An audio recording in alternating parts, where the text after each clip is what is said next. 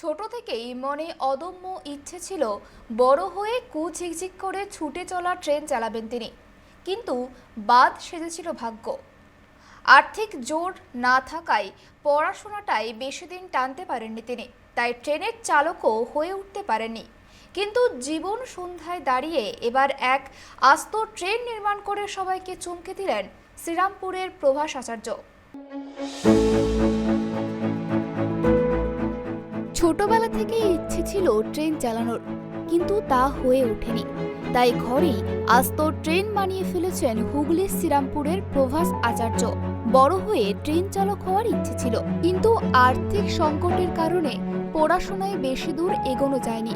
ফলে ট্রেন চালক এই জীবনে হয়ে ওঠা হয়নি।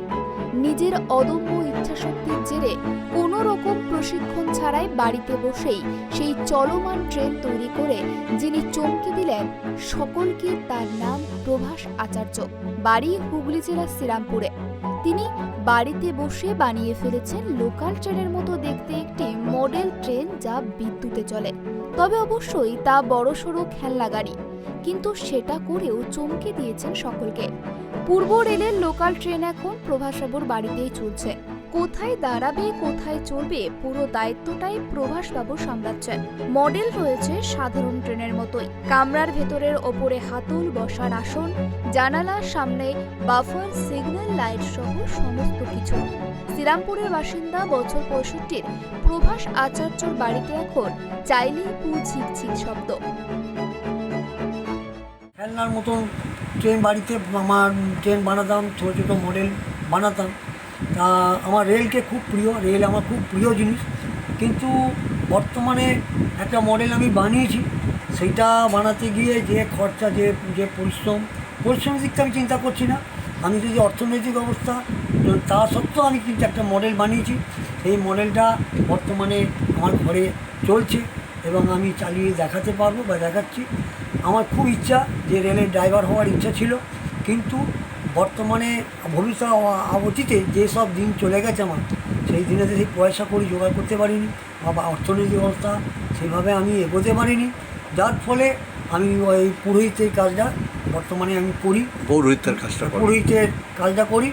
এবং তার সাথে সাথে সময় যতটুকু পাই তার থেকে এই প্রজেক্ট বানাচ্ছি, যাতে আগামী দিন যদি কোনো সাহায্য, যদি কোনো অর্থনৈতিক অবস্থা আমার ভালো হয়, যদি কেউ সহযোগিতা ব্যক্তি বা কোনো সরকারি অনুদান আসে, তাহলে আমি আগামী দিন আমার খুব মনের ইচ্ছা, বড় ইচ্ছা যে আমি বড় করে একটা প্রজেক্ট বানিয়ে আমি সবাইকে যেন আনন্দ দিতে পারি এবং সবাই যেন এই থেকে যেন একটা শিক্ষা লাভ করতে পারে যে হাতের কাজে প্রচুর দাম, হাতের কাজে একটা সম্মান আছে, সেটা যেন সবাই যেন বুঝতে পারে।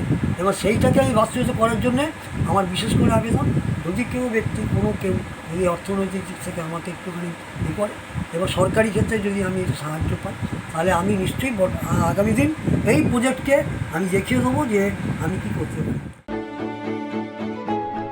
প্রভাসবাবু পেশায় পুরোহিত। পড়াশোনা বেশি দূর টানতে না পারলেও স্কুলে ওয়ার্কিং ক্লাসে ট্রেন তৈরির কাজ কিছুটা শিখেছিলেন।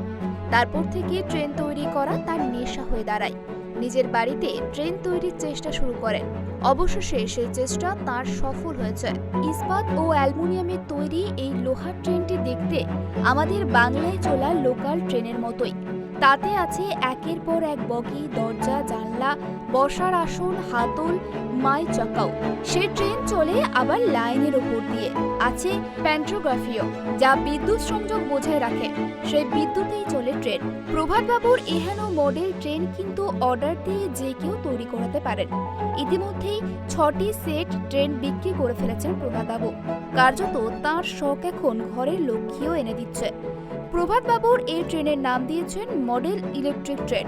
কিন্তু বড় করে প্রকল্পটি ব্যবসায়িক রূপ দেওয়ার আর্থিক ক্ষমতা নেই তার। তাই তিনি চান এই প্রকল্পের ব্যবসায়িক রূপ দিতে কোনো উদ্যোগপতি এগিয়ে আসুক। সেই স্বপ্ন নিয়েই বাড়িতে তিনি চরকা চালিয়ে যাচ্ছেন। ফাঁকা সময়ে পুরোহিতের পেশাও সামলাচ্ছেন।